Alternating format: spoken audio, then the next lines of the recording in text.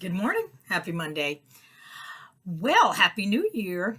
I thought I would start off the new year with a message about something that I feel there's a lot of going on right now. And I remember being in a similar situation. And that is if you love an alcoholic or addict who is currently active in their addiction. And I've been there. I've been there on both sides of it. I've been the alcoholic who's been loved and would not give up my drink for anything. But I've also been on the other side where I've loved an alcoholic well, actually more addict. Well, as an alcoholic and an addict that I feared I would lose to the disease. So I understand both sides. So I thought I would share some of that with you today. Um, I will tell you that if you have somebody in your life right now who is actively doing harm to themselves through drugs or alcohol or food or sex or shopping or whatever, they're in an active addiction. It's a scary freaking place to be. It is horrible. I wouldn't wish it on anybody because when I was in that predicament where I loved somebody who I who was at the time he was my boyfriend. It was a very toxic relationship in the first place, but he was a bad addict and he had a lot of very severe mental problems. But I thought in my mind that if I loved him more, I was going to fix and rescue this guy because nobody had ever loved him. Nobody could ever love him or understand him like I could understand him. And therefore, I alone could fix this guy. And I was going to love him to sobriety. And that didn't work. I'll tell you right now, that didn't work. All the love in the world that I had wouldn't have done anything for this guy. The disease had a hold of him, and I'm not powerful enough to battle someone else's disease. I could barely battle my own disease. So therefore, the only thing or person I could being ultimate being that could handle this situation had to come from higher power, who I choose to call God, but you can call your higher power whatever you want to call it. But that had to come from God. I'm not qualified enough to fix this guy or anybody who suffers from an addiction. All I can try to do is lead them over to a higher power, which will then, save them. I remember when I was dealing with the anxiety and pain, I was sure this person was going to die. I was absolutely positive. And it was a horrible feeling of powerlessness. It ate my soul every day. Um, and I had to do a different type of serenity prayer. It was, God, grant me the serenity to accept the people I cannot change, the courage to change the people I can, and the wisdom to know it's me. I had to change me. I wasn't powerful enough to change this other person or save them from their addiction as much as I might have wanted to. So if you have someone who is you're scared is going to die from an addiction, I'm going to tell you right now, you you can lead a horse to water, you just can't make them drink it.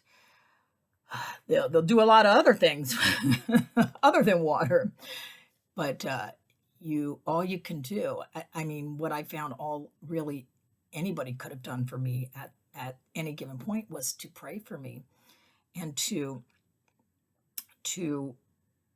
show an example of what it could be like on the other side. I knew when I was an active alcoholic, I knew I was an alcoholic. I knew I was going down a dangerous path, and I knew that people loved me, and I hated that I was hurting them. I absolutely hated it. But the disease had such a hold on me. I was so fearful of letting go that nothing would have stopped me from doing what I needed to do until I was ready. And when I was ready, I was ready. It took a long time for me to get there. I had to hit a bottom, uh, and I had to hit a hard bottom, and that made me willing to do whatever the hell it took to get sober. Um, so you know, uh, here's something that brought me comfort when I was dealing with a loved one who suffered from alcoholism and addiction. Um, I heard a story. Heard a story of there was a guy. He had a little baby chick, and the little chick was trying to bust out of the egg. So he's in a little egg. His little nose peeks out. He's not, chicks don't have noses. His beak, his little beak peeks out, and he sees the beak peeking out, and the chick is just not able to. The shell is just too hard for the chick, so it keeps trying to poke its way out, but it's not doing it. So the guy says, "Oh, I need to help this chick out. He can't bust out of the shell." So he starts peeling back the shell for the chick and breaks open the egg for the chick, and then the chick walks out and drops dead. That's a heartfelt good story. Well, the point of the story is that in God's great design of life, the chick had to struggle to get the blood vessels and stuff going before it could bust out of that egg. So when it was designed to bust out of that egg, that was all part of God's design to have that struggle to start them up with their life and give them the energy to start living a life. Uh, so I don't know. Honestly, to be honest, I have no idea whether that's true or not. Somebody told it to me. And for me, I use that as an example for me when I decide that I know that I need to start, oh, the chick's having trouble busting out of the egg. I need to start peeling. I was like, no, I don't. I'm only hurting it when I try to peel it back the thing. That's because I'm trying to control and manipulate. Whereas if I just let the God take the reins and help this little chick out, God will infinitely give this chick a life that this chick deserves. And I just need to stay out of God's way. Now, does this mean that you sit by idly and watch your loved one die of a disease of addiction or alcoholism? Um, you can definitely try to sit down and talk with them or have somebody.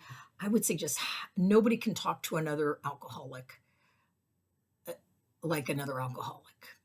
So if you have somebody who is suffering from the disease of alcoholism, I would suggest calling AA, asking to talk to um, another alcoholic and see if somebody might be able to, um, or find somebody who might be able to talk to this person and let them know, hey, you know what? I've been where you are. I know how much you're hurting. I know how scary this is for you, but I found a way out. And here's how I found the way out, and I can help you find a way out too.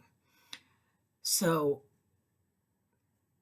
put them with another person who understands what they're going through. And for you, so here's the thing. There's many programs out there that help people to deal with when they have someone who is a loved one. Um, one of them is called Al-Anon, and it's for people, anybody who has a loved one who is suffering from an addiction qualifies for the 12-step program of Al-Anon, which is a beautiful program. And I would suggest if you have somebody that you love who is suffering from an addiction, go to Al-Anon. It's a start. It's free, and there'll be other people like there who know you, because just like the drunk needs to know other people who are going through what they're going through, so do the people who love the drunk or the drug addict. They need that support as well. Um, there's 3 C's. I didn't cause it. I can't control it. I can't cure it. And that's the fact of it. You didn't cause this your loved one to have this disease. You definitely can't control it. Only, when you try to control it, it's only going to make it worse for you and for them. And you can't cure it. The only cure I've ever found is from a higher power.